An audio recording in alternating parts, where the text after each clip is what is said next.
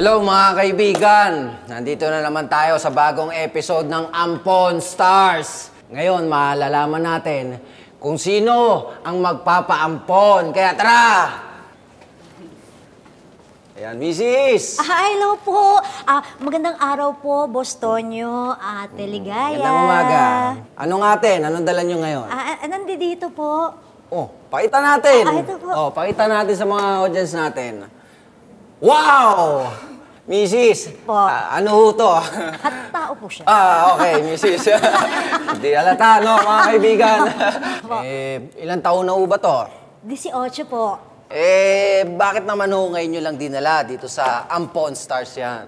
Kasi po, sa totoo lang inampun din lang po namin siya mag-asawa kasi kala po namin di na kami magkakaanak.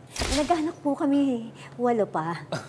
Gusto po namin i-prioritize na po ang mga totoo naming anak.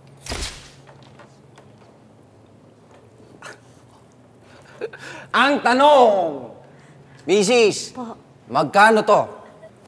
Alam po ninyo, Boss Tonyo, Ate Ligaya, kahit po napulot lang po namin siya, priceless po talaga siya sa amin. Priceless.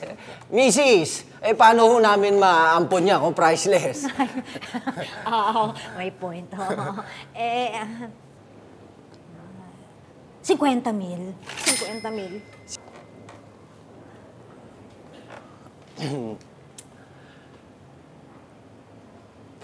Mukha yan, Mrs.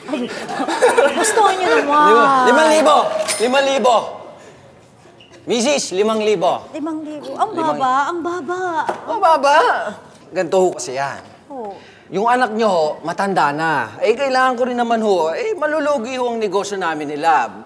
Kaya naman po siya 50,000 Balita ko po, ang mga magulang po niya taga-Olonga po. Olonga po? Oo, at ang tatay niya, posibleng Amerikano. Amerikano! Amerikano! Di ba, Lab? Nakakatuwa yun, Oo.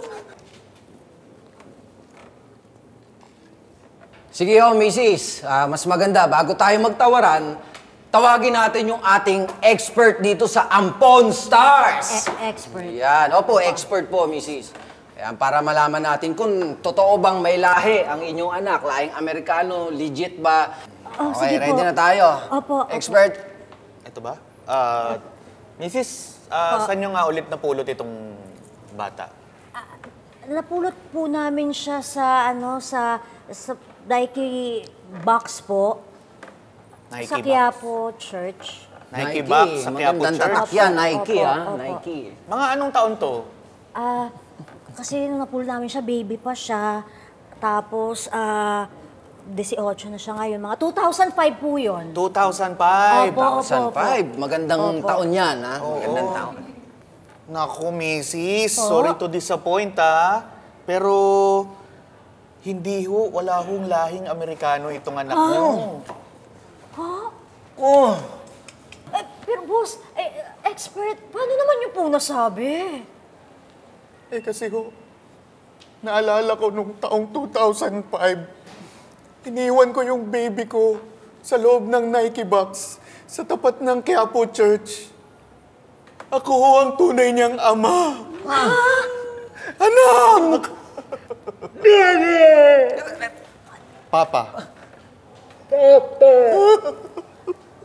Ayun, hindi ko nga napaampon yung anak ko dito sa Ampon Stars kasi nakilala niya ang tunay niyang ama. Pero okay na rin yun. At least, hindi na namin siya cargo. Maraming salamat, Ampon Stars.